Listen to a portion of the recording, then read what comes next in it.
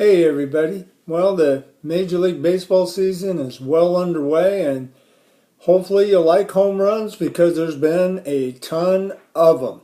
One thing that comes to mind for me as I watch all these highlights is the lack of good starting pitching. There's plenty of throwers in Major League Baseball, but good pitching seems to be on the rare side.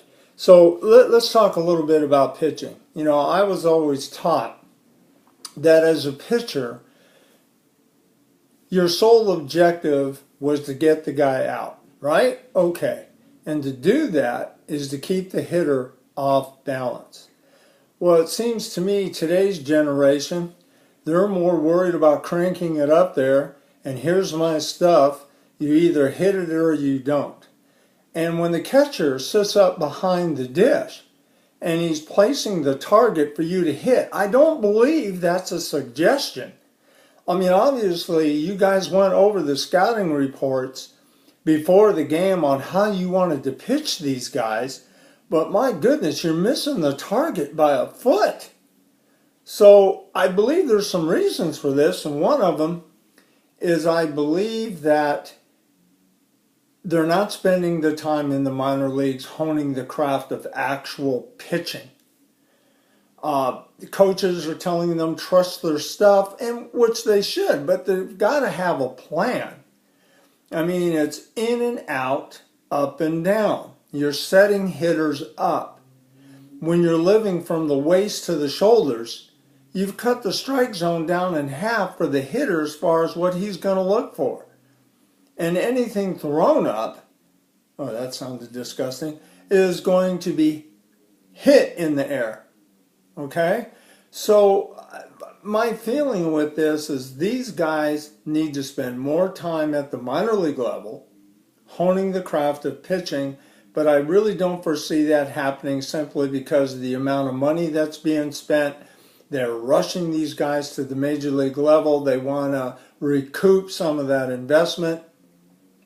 And I personally just don't think it's paying off for them in the long run.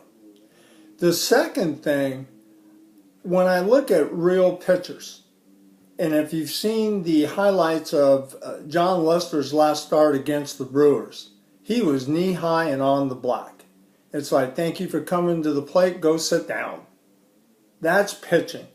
Matt Scherzer's first start, he was lights out. He had a bite on his fastball, on his breaking stuff, and the truth is he was in and out and up and down. Now his second start, he struggled a little bit, and it was because he didn't have command and he was up in the zone.